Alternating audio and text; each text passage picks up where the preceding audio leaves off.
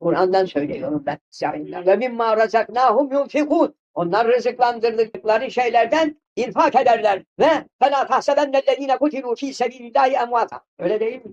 Ayet-i kerime. Allah yolunda katlolunanlar ölü demeyin diyor Cenab-ı Allah. Bel ahyâmun inde rabbihim yurzakûn. Onlara ölü demeyin. Hakikatte onlar Allah'ın Rableri indinde diridirler, haydırlar, yurzakundurlar, rızıklandırırlar. Çünkü onlara Allah manevi rızık veriyor, manevi kuvvetleri vardır. Manevi kuvvetleriyle onlara itikad edip gelen kimseler infak ederler. Senin işini de kolaylaştırırlar. Müşkil işine de bakarlar. Rızkıdar ise ona da bakarlar. İşin ters giderse ona da bakarlar. İşkici ise işkiler kestirmeye de nazar ederler. Evlenmeyen kimse ise kız olsun, erkek olsun onlara da bakarlar. Her hizmete koşarlar. Onların salahiyetleri var. İster inan, ister inan. Ben ayetten okuyorum. Ayeti cerh edecek adam daha çıkmadı.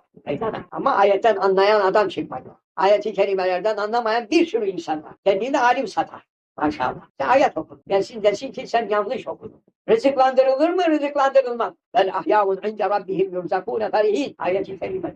Onlar hakikaten.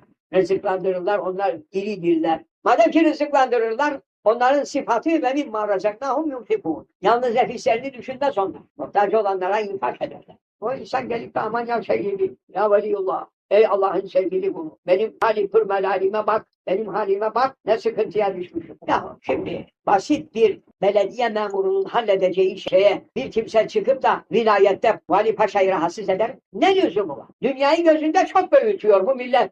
Vali Paşa'yı bile rahatsız edemesin. Biz Vali Paşa'yla geçip Cumhur Reisi'ne çağırır.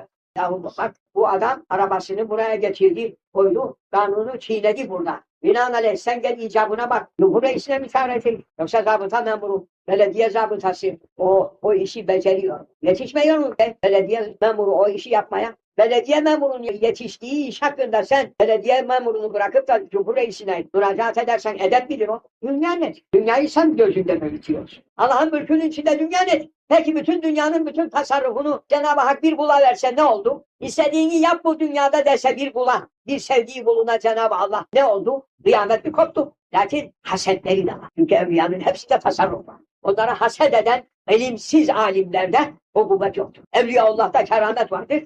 İlimsiz alimlerde hiçbir şey yok. Onun için kıskanırlar. Kıskanmalarından da Müslümanların inançlarını bozmaya çalışırlar. Gitmeyin, ziyaret etmeyin. Onlar ölü onlar. Neye geldin, neye ziyaret edersin? Ölü sen. Sen öl. Senin kabrine bir kişi gelirse bak bakalım. Ters anlama söylediğimizi. Ters anlarsan ters kalırsın. Bu zamanda cahillerin artacağını Peygamber bildirdi aleyhissalatü vesselam. Cahiller çoğalacak ve yanlış fetva verecekler. Her verdikleri yanlış çıkıyor şimdi.